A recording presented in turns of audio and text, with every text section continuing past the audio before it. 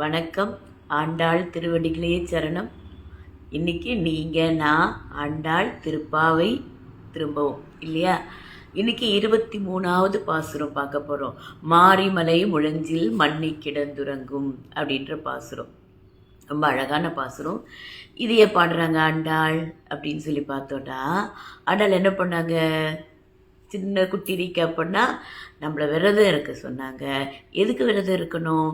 அங்கே போகும்போது நம்மளுக்கு வைகுந்தத்துக்கும் இங்கே வாழ்க்கையில் நமக்கு எல்லாம் கிடைக்கிறதுக்கும் நம்ம கூட இருக்கிறவங்களுக்கு எல்லாம் கிடைக்கிறதுக்கும் இப்படி எல்லா பலாப்பலனையும் நம்மளுக்கு சொல்லி வா பண்ணலாம் அப்படின்னு சொல்லும் பொழுது அவங்க ஆயர்பாடியிலேயே போயிட்டு அந்த ஆய்ச்சிகளெல்லாம் எழுப்புற மாதிரி நம்ம மனசுக்குள்ளே இருக்கிற நம்மளுடைய தமோ குணத்தெல்லாம் வெளில தள்ளி நம்மளை எழுப்பி கொஞ்சம் கொஞ்சமாக கூட்டிகிட்டு போயிட்டு நேராக நந்தகோபுருடைய வீட்டுக்கே கூட்டிகிட்டு போயிட்டு அங்கே இருக்கிறவங்களெல்லாம் எழுப்புற மாதிரி காமிச்சு, அப்போ நமக்கு தாயார் யாருன்னு காமிச்சு கொடுத்து நப்பின்னையை காமிச்சு கொடுத்து அவங்கள எழுப்புற மாதிரி பண்ணி நப்பின்னையும் நம்ம கட்சியில் சேர்த்து பெருமாளை எழுப்புறாங்க. பெருமாளை எழுப்பும்போது வந்து தலை பெய்தோம்ட்டு போன பாசுரத்தில் சொல்லிட்டாங்க, பா நான் என் தலையை கொண்டு வந்து உன் சரணத்தில் வச்சுக்கிட்டேன் அப்படின்ட்டு சொல்லிட்டாங்க. அப்படி சொன்ன உடனே பெருமாளுக்கு ரொம்ப சந்தோஷமாக போச்சு. அதுக்கப்புறம் உனக்கு வேற என்ன வேணும், அதான் வந்துட்டியே அப்படின்னு சொல்லிட்டாரு. இல்லைப்பா, எனக்கு வேற என்னெல்லாம் வேணும்ன்ட்டு உன்கிட்ட சொல்லணும் அப்படின்னு சொல்லிட்டு அவன் எப்படி அருளை கொடுக்கணும் அப்படின்றதையும் சொன்னாங்க. இல்லை பெருமாளுக்கே இப்படி சொல்ல முடியுமா இவங்க அப்படின்னா முடியுமா? ஏன்னா யார் பரிபூர்ண சரணாகதி பண்ணுறாங்களோ அவங்களுக்கு பெருமாள் தாசனாக மாறிடுவாராம். அவங்கள வந்து வசத்திட்டு தாழ்ந்து சொல்லு அப்படின்னு சொல்லிட்டு அவர் நம்மள்கிட்ட எல்லாத்தையும் கேட்டுப்பாராம். இதுக்கு ஒரு எக்ஸாம்பிள் யார்? அர்ஜுனன் எப்போ சரணாகதி பண்ணானோ அவர் காலில் வந்து உட்காந்துட்டான் இல்லையா, கால் மாட்டில். அப்போ என்ன பண்ணார்? உடனே போரில் அவனை ஒசர உட்கார வச்சுட்டு அவர் கீழே உட்காந்துட்டார் இல்லையா? அது எவ்வளோ ஒரு இது நம்மளுக்கு ஒரு எக்ஸாம்பிள். வாழ்க்கையில் வந்து பெருமாள்கிட்ட வந்து இப்படி சரணாகதி நாம் பரிபூர்ண சரணாகதி பண்ணால் நாம் என்ன டிமாண்ட் பண்ணாலும் பெருமாள் இது பண்ணுவார். அதுதானே இந்த யூனிவர்ஸும் நம்மளுக்கு பண்ணி கொடுக்கும் இல்லையா? நான் ஃபுல்லாக உன்னோட சரணாகதி உன்னோட அலைனாரேன் அப்படின்னு சொல்லும்பொழுது நாம் அதோட வைப்ஸ்க்கு போகும்போது அது நம்மளோட வைப்ஸ்க்கு வரும் இல்லையா? ஸோ அதுதான் வந்து ரொம்ப அழகாக ஆண்டாளிங்க பண்ணுறாங்க.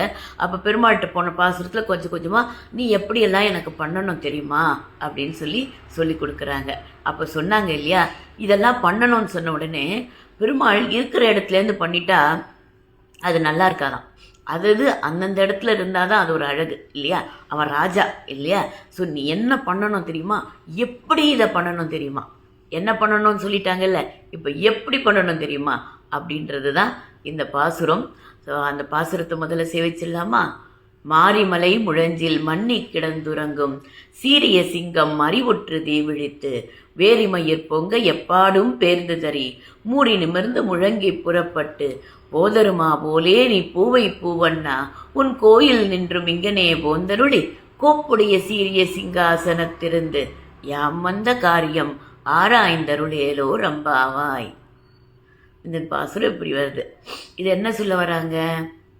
அவனை யசோதி இளன் சிங்கம் அப்படின்ட்டு முதல் பாசுரத்தில் சொன்னாங்கல்ல, சிங்கக்குட்டி.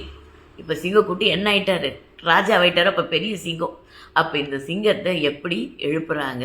இந்த சிங்கம் என்ன பண்ணணும்னு சொல்கிறாங்க அப்படின்னா, மாரிமலை முழஞ்சில் அப்படின்னு சொல்லிட்டு வருது. என்னென்னா இந்த மழைக்காலத்தில் குகைக்குள்ளே அந்த சிங்கம் எப்படி இருக்கும்? மழைன்னா அந்த காடு இமேஜின் பண்ணுங்கள். கரண்ட் இருக்காது, லைட் இருக்கா, ஒன்றும் இருக்காது. அப்போ அந்த இருட்டு. அப்போ அதால் அந்த இறை தேடலாம் போக முடியாது. அப்போ நிம்மதியாக என்ன பண்ணும்? ஒரு குகைக்குள்ளே போய் கண்ணன்னு கதப்பாக உட்காந்துருக்கும். தன் குடும்பத்தோடு அணைச்சிண்டு உட்காந்துருக்கும் இல்லையா?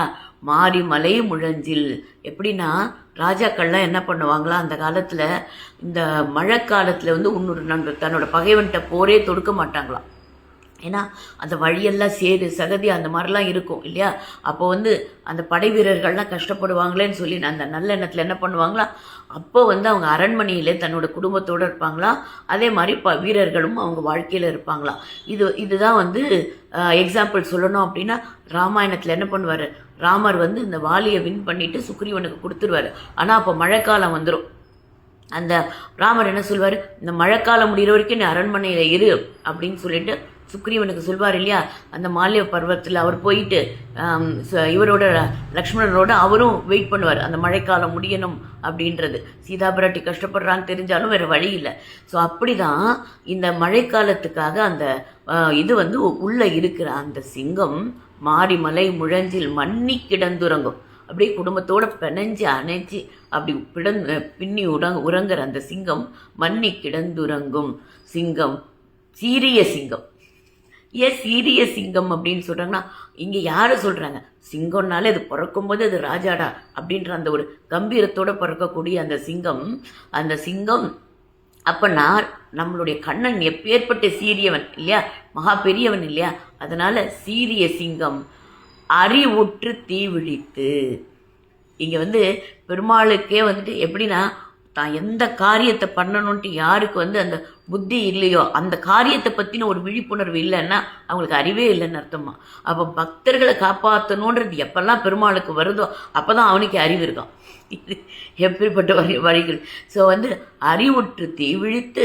அதுக்கு வந்து எப்போனா திடீர்னு அந்த மழைக்காலெல்லாம் முடிஞ்ச உடனே எவன்டா எதிரி வந்துட்டானா, என் கோட்டைக்குள்ளே என் ஏரியாக்குள்ளே வந்துட்டானா, இந்த யானைகள் சத்தலாம் வருமா, எந்த ஏரியாக்குள்ளே நீ எப்படி நான் இருக்கும்போது ராஜா இருக்கும்போது வரலான்னு சொல்லிட்டு நேராக போய் அந்த சண்டை போடுவான்.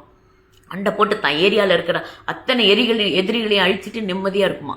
அப்படி ஐயோ என் பக்தர்களுக்கு இந்த கஷ்டம் வந்திருக்கா அப்படின்றது அந்த அந்த தூக்கத்துலேருந்து அந்த வெளியில் வரணுமா, அவன் அந்த பதறிண்டு வரணுமா. அப்போ வந்து வேரி மயிர் பொங்க எப்பாடும் பேருந்து தறி. வேரி மயிர் பொங்க, இந்த சிங்கத்துக்கெல்லாம் பார்த்துருக்கீங்களா, தூங்கும்போது என்ன ஆகும், நாம் ரிலாக்ஸ் ஆகும்போது நம்ம முடியெல்லாம் கலைஞ்சி அது வாட்டு கிளக்கலான் இருக்கும்ல, அந்த மாதிரி அந்த சிங்கத்தோடைய அந்த பிடரி அந்த முடிகள் அதெல்லாம் அப்படி இருக்கும். ஆனால் எதிரி அப்படின்னு ஒன்று என்ன ஆகும், அந்த மயிர் பூச்சி எரியும் இல்லையா, அப்படி நெட்டுண்டு நிற்கும் இல்லையா, அந்த அடி முடியிலேருந்து வேரி மயிர் பொங்க எப்பாடும் பேருந்து தறி. எப்பாடும்னா எல்லா திசைகள்லையும் அந்த சுற்றி முத்திர வெளியில் வந்து எல்லா திசையில் இருக்கிற எதிரிகளை அது ஒன்றும் இல்லாமல் பண்ணுமா. அப்படி எல்லா திசைகள்லையும் அது பண்ணுற மாதிரி எப்பாடும் பேருந்து தறி மூடி நிமிர்ந்து முழங்கி புறப்பட்டு அந்த சோம்பலை முறிச்சிட்டு கிளம்புமா. அது அத்தனை நாள் அந்த படுத்து தூங்கினதால் அப்படி வந்து அது பண்ணும்போது அந்த பாடி ஃபுல்லாக அலர்ட் ஆயிடும். அதுக்கு வந்து அந்த கான்ஷியஸ்னஸ் அலர்ட் ஆகி இப்படி வருமா, மூடி நிமிர்ந்து முழங்கி புறப்பட்டு அந்த கர்ஜனையோட கிளம்பும். எப்படி நரசிம்ம அவதாரத்தில் அந்த கர்ஜனையோட அந்த தூணை பிளந்துட்டு வருவார். பிரகலாதனுக்கு ஒரு கஷ்டமா அப்படின்னு சொல்லிட்டு ஓடி வருவார் இல்லையா அந்த பெருமாள். அப்படி அந்த மூடி நிமிர்ந்து முழங்கி புறப்பட்டு போதருமா போலே நீ பூவை பூவண்ணா. அது அந்த மாதிரி வருது பத்தியா, அப்படி கிளம்புடா பெருமாளே. பெருமாள் எப்படி கிளம்பணுன்றது, பூவை பூவண்ணா, அந்த காயம்பூ பூ மாதிரி அவ்வளோ மென்மையான பூ. அவன் ஆக்சுவலாக பூ. ஆனால் பக்தர்களுக்கு ஒரு கஷ்டம்னா அவன் நரசிம்மன். நாளை என்பது கிடையாது நரசிம்மன்ட்டு, ஓடி வந்துடுவான் அவன் ஒரு செகண்டில். நம்பிக்கை மட்டும்தான் அவன் எதிர்பார்ப்பான். அப்போ அந்த சிங்கத்தை போல எழுந்து வருவான். அதனால் மூடி நிமிர்ந்து முழங்கி புறப்பட்டு போதருமா போலே நீ பூவை பூவண்ணா உன் கோயில் நின்றும் இங்கனே போந்தருளி. கோயில் நின்றும் என்ன, நாயகனாய் நின்ற நந்தகோபனுடைய கோவில் இல்லையா அந்த வீடு, அந்த வீட்டிலேருந்து கிளம்பி எங்கே வர சொல்கிறா, சிம்மாசனம். அவன் வந்து தனியாக அருள் கொடுக்கக்கூடாதான், அப்படியே எல்லாரும் இருந்து ஒரு சில எனக்கு ரகசியமாக அருள் வேண்டாம், எல்லாருக்கும் இருக்கும்போது எனக்கு அந்த அருளை கொடு, அப்போ நீ அந்த சபையில் வந்து கொடு அந்த அருளை அப்படின்னு சொல்கிறா. அவனுடைய அரசவை இருக்கு இல்லையா, அங்கே வா அப்படின்னு சொல்கிறா. அப்போ உன் கோயில் நின்றும் இங்கனே போந்தொருள், இங்கே வந்துரு, உன் கோயிலேருந்து கிளம்பி இங்கே வா, இந்த அரசவைக்கு வா அப்படின்னு சொல்லி போந்தருளி கோப்புடைய சீரிய சிங்காசனத்திருந்து. அதாவது மிக பெருமை வாய்ந்த சிங்காசனம் இல்லையா, யார் உட்கார்ந்துருக்கா, ராஜாதிராஜ அந்த பெருமாள் உட்கார்ந்துருக்க அந்த சிங்காசனம், அந்த கண்ணன் உட்கார்ந்துருக்க சிங்காசனம். அதுக்கு வந்து கால்கள் வந்து 8 கால்கள் இருக்குமா. தர்மம், அதர்மம், வைராக்கியம், அவ்வைராக்கியம், ஞானம், அஜ்ஞானம், அப்புறம் இன்னொரு 2 சேர்த்து 8 கால்கள் இருக்குமா அந்த இதுக்கு. இது என்னன்னா எல்லாத்தையும் சரிசமமாக பரிபாலனை பண்ணுவானா அந்த கண்ணன்.